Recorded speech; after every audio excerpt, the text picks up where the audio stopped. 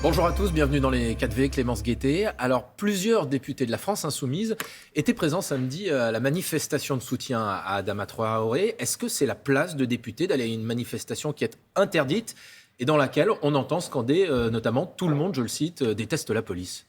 Déjà, la première chose, c'est que je pense que c'est une erreur d'avoir interdit cette manifestation qui se passe depuis 6 ans, depuis la mort d'Adama Traoré, qui est une manifestation en hommage, où sa famille demande justice et vérité, ce qui n'est toujours pas le cas aujourd'hui, qui est une manifestation qui se passe bien chaque année. Vous y étiez ? Cette année, non, j'y étais pas personnellement, mais il y avait en effet beaucoup de députés de mon groupe et d'autres partis politiques d'ailleurs. Et je pense que, vu le contexte, là, en ce moment, vu la mort de Naël il y a maintenant 2 semaines, une manifestation sur les questions des violences policières est indispensable et c'est aussi la place d'élus d'y être. Mais est-ce qu'un député ne doit pas être particulièrement exemplaire, notamment en matière de respect de la loi ? Une manif est interdite, il s'y rend, ça vous pose aucun problème ? Moi, je me suis déjà rendue, par exemple, à Sainte-Soline il y a quelques mois. Je pense que c'était ma place d'y être. Je pense que parfois, notre présence participe aussi de calmer la situation, d'observer ce qui s'y passe. Donc oui, je pense que c'est notre place d'y être, surtout quand les revendications sont justes. Et encore une fois, cette manifestation, elle s'est bien passée jusqu'à la fin. Qu'est-ce qui s'est passé à la fin ?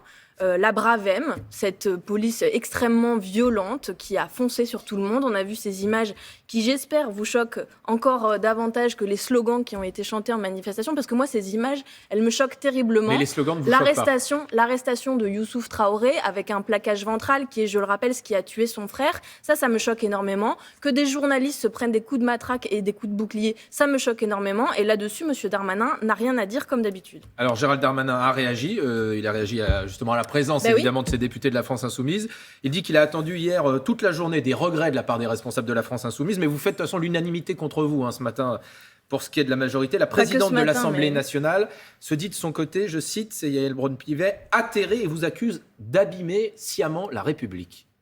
Je trouve que c'est extrêmement grave. Bon, je reviens quand même au sujet principal. J'aurais aimé que M. Darmanin ait un mot contre le communiqué d'Alliance Police qui parle de nuisibles et de guerre dans notre pays. J'aurais aimé qu'il ait un mot contre les images qu'on a vues sur la Bravem hier. Je reviens à ce que vous disiez sur la France Insoumise hors de l'arc républicain, qui est le nouveau mantra du club des dégoûtants. Vous donc de Madame Borne à Madame Braun-Pivet, en passant par Madame Berger jusqu'à Madame Le Pen, tout le monde dit en ce moment que la France Insoumise est hors de l'arc républicain. C'est le nouveau truc qu'ils répètent en boucle comme des perroquets. Je veux vous dire que c'est très grave. D'abord parce qu'ils abîment l'idée de République et que pendant longtemps, dans ce pays, mais je crois qu'il manque quand même de profondeur et de mémoire historique, pendant longtemps, dans ce pays, il fallait, pour être dans l'arc républicain, adhérer à des valeurs auxquelles nous adhérons, respecter notre devise, et qu'en étaient exclus les fascistes, les nostalgiques de Pétain, de la France de Vichy, et ceux de notre camp y étaient inclus, ça n'était même pas en discussion. Le pouvoir en place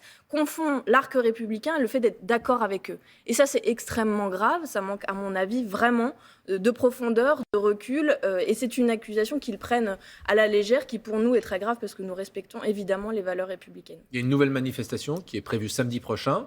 Si elle est interdite, vous irez quand même ? Oui, nous nous y rendrons, mais de même qu'il y a beaucoup d'organisateurs à cette manifestation, il y a le comité Adama Traoré, évidemment, il y a des syndicats, des associations. Je veux dire quand même que ça fait 2 semaines qu'on a ce débat, nous, sur les violences policières, que le gouvernement cherche des petits prétextes, accuse la France insoumise, etc., parce que c'est bien plus facile, a fait de la répression massive son unique réponse politique et ne propose rien. Alors, proposition très concrète suite aux émeutes qu'on a connues il y a quelques jours dans notre pays. Elisabeth Borne confirme que le gouvernement réfléchit, je cite, à la mise en place d'une amende spécifique pour les parents de mineurs dès le premier acte. Voilà, bien sûr. Accusons les parents d'être irresponsables, ça a été leur unique réponse. Je rappelle que les parents font ce qu'ils peuvent, que généralement ce sont dans des quartiers où les difficultés s'accumulent les unes aux autres et que je mets quiconque au défi d'être parent. Donc pas de sanction dès le premier acte pour les mineurs. En fait, il faut arrêter l'unique réponse répressive. Nous avons proposé que les enquêtes pour violences policières soient dépaysées, que l'IGPN soit remplacée par une une autorité indépendante, de revoir la formation des policiers, d'adresser vraiment le problème du racisme dans la police. Voilà ce qu'on attend comme réponse au niveau de la police. Quant aux quartiers populaires, il faut des services publics, des moyens, de l'argent, l'école, la santé. Voilà ce qu'il faut pour que la République offre à toutes et tous les mêmes moyens et les mêmes chances. Alors, Clémence Guettet, on arrive au bout des 100 jours qui avaient été avancés comme une échéance par Emmanuel Macron. La question, c'est est-ce qu'il va faire un remaniement ou pas, avec ou pas Elisabeth Borne. Est-ce que changer de Premier ministre, vous, ça changerait votre attitude à l'égard du gouvernement ? C'est pas vraiment une question de personne, en réalité. C'est une question de vision politique. En l'occurrence, c'est plutôt une absence de vision depuis un an. D'ailleurs, Madame Borne dit « j'ai fait le boulot ». Je pense qu'en réalité, elle voudrait dire « j'ai fait le sale boulot » parce que ça a été une année réforme des retraites, 2 ans de plus pour tout le monde, réforme de l'assurance chômage, moins de droits pour les chômeurs. Elle dit « j'ai délivré la planification écologique ». Donc elle parle comme une manageuse de McKinsey. Il ne s'est rien passé au niveau de la planification écologique. Les annonces sont repoussées. Donc bref, c'est pas une question 7 milliards de plus personne. L'an prochain, objectif doubler le rythme auquel on réduit les gaz à effet de serre. C'est ce qu'elle dit ce week-end dans les colonnes de nos confrères du Parisien. Pour elle, il ne s'est pas rien passé sur le plan écologique. Oui, non, mais elle a l'air de vivre en effet dans une réalité parallèle, mais il se trouve qu'il y a plusieurs rapports, l'autorité environnementale, le Haut Conseil pour le climat, et dernièrement la Cour des comptes, c'était ce week-end ça aussi, qui pointe le fait que les dépenses en faveur de l'environnement sont largement insuffisantes par rapport à ce qu'il faudrait faire, c'est-à-dire investir massivement pour bifurquer en matière alimentaire, pour les bâtiments, pour le transport, qu'il n'y a pas de planification de ces dépenses et que ça entraîne le manque d'infrastructures, par exemple, ça c'est des dépenses sur le très très long terme, que les niches fiscales climaticides augmentent, que les dépenses néfastes à l'environnement ont doublé, elles sont passées de 10 à 19 milliards. Voilà ce que dit la Cour des comptes, c'est pas la France insoumise. Donc il y a vraiment un très net retard, la France a déjà été épinglée pour ça, et il faut qu'on relève l'ambition, parce que c'est une question de survie. Elisabeth Borne ou pas ? Mais je souhaite son départ, oui, parce qu'elle est la femme qui a mené jusqu'au bout cette histoire de réforme des retraites. Voilà, mais on n'appelle pas spécialement à sa démission, parce que si c'est pour qu'elle soit remplacée par Gérald Darmanin, vous comprenez bien que la situation ne sera pas meilleure. Gérald Darmanin, c'est une question nous disent nos confrères Libération ce matin, fait campagne pour Matignon. C'est ce qu'affiche, regardez, Libération ce matin, Matignon, les manœuvres de Darmanin. Ouais. Elisabeth Borne remplacée par Gérald Darmanin, vous diriez quoi à la France Insoumise ? Je dirais que ce serait un scandale, voilà. Je dirais que ce serait un scandale, surtout dans le contexte du moment. Je l'ai dit tout à l'heure, mais il n'a pas eu un mot contre les déclarations des syndicats de policiers factieux. Il n'a pas eu une proposition politique quand on voit le problème qu'il y a avec les violences policières et après la mort d'un jeune de 17 ans, Naël, je le rappelle. Il est dans la provocation et l'outrance permanente. Donc évidemment, ça n'est pas une option pour nous. Clémence Guettet, est-ce que vous étiez forte en orthographe ? Oui. Bon, est-ce qu'il faut davantage pénaliser les fautes d'orthographe au bac ? C'est ce que souhaite le ministre de l'Éducation.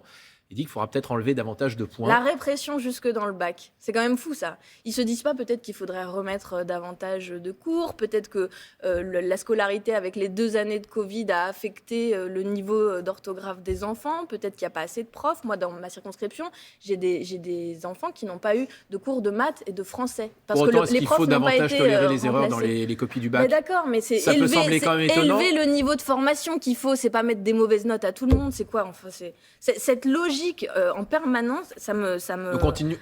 On continue de donner des bonnes notes à des copies qui sont... Non, mais on se pose la question des moyens et de la formation des gens, et en toute matière d'ailleurs. Le ministre de l'Éducation, qui a une autre proposition à travailler du président de la République, réduire les vacances d'été, parce qu'il dit que ça accroît les inégalités. Réduire les vacances d'été, vous êtes pour ou vous êtes contre ? Non, moi je pense que ce qu'il faut, c'est profiter de ce temps de vacances pour proposer des choses, notamment aux jeunes.